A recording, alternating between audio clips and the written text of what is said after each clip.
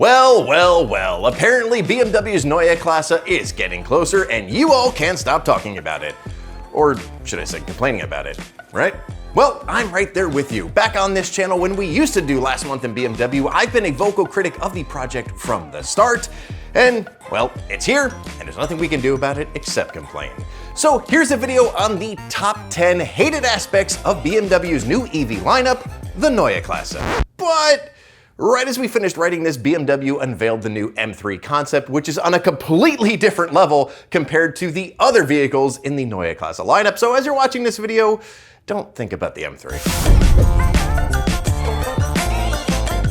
Recently, everyone and everything was all about EVs. Government mandates, social pressure, and so on.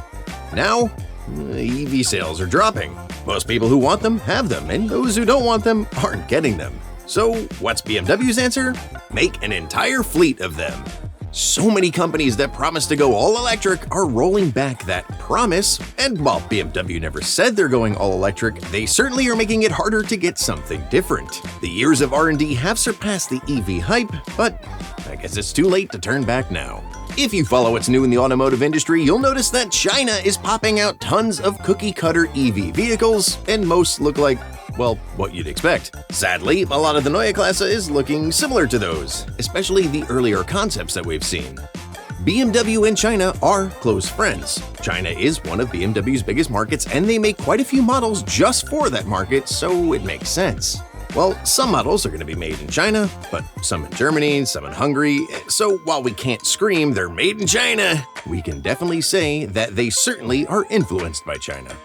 We've all seen how newer EVs are getting more and more minimalistic. While maybe cool, or at bare minimum interesting at first, it's getting out of hand. And then BMW said, hold my beer, and decided to do the same with the Neue Klasse. Inside and out, the Neue Klasse models so far and what's upcoming seem boring. They are simple and look like a car, not so much a BMW. While there are always complaints about generational changes from car manufacturers, these are a big departure, especially the interior. I'm shocked BMW put door handles. They stick out a lot in a vehicle with just a screen and a wheel. Have we taken the simple and minimalistic approach a bit too far? Speaking of the screen in the BMW Neue Klasse, no, I mean that's it, the screen, that's all you get. Goodbye buttons, switches, and anything tactile. Now, you can distract yourself further while driving as you try to find out how to change the temperature of your AC. Why do manufacturers do this? Money. Some refuse to accept this as a reality, but to do anything physical means the cost of buttons, running wiring to it, connecting that to somewhere, and programming the car to react to whatever the button press is. Now it's just designing a UI. It can be updated or changed at any point. So it's much cheaper to make, and since most people are using Apple CarPlay or Android Auto these days anyway, they figure it's fine. Do you miss buttons too, or is it just me? BMW's Neue Klasse is EV, and you know what that means. No engine, no transmission, no sound, no fun. While not everyone gets a car to enjoy driving it, BMW sort of built a brand on that. BMW, the ultimate driving machine. Well, there will be some sound, and if I remember correctly, which in all honesty I don't care to, it sounded like a haunted PS2.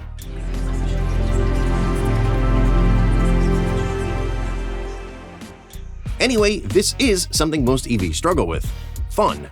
Brands like Tesla might have an easier time because there was no internal combustion engine Tesla before. It's always been EV from the start. BMW is known for making powerful inline six-cylinders, V8s, and even more in the past. I'm sure those who just want an EV will be fine with this, but will those who want a BMW be fine with this? Time will tell. While actual BMW fans are justifiably sensitive to the EV Neue Klasse, so is the steering wheel. Yep, it seems to be relying more on touch-sensitive haptic feedback.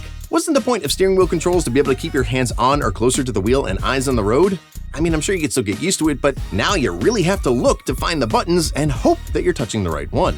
And the design? What the ugly is that? 2 spokes, one at the top and the bottom? BMW... I'm sorry. BMW says it's so the wheel does not interfere with the display at the bottom of the windshield. Well, 1, it's above the wheel, and 2, How the heck is that helping by putting a spoke right in the middle of it? Okay, I need to move on. I'm getting too worked up over a darn wheel. Anyway, who else feels the same about this choice for lack of buttons and top and bottom spokes? Remember the heated seat subscription debacle a few years back with BMW?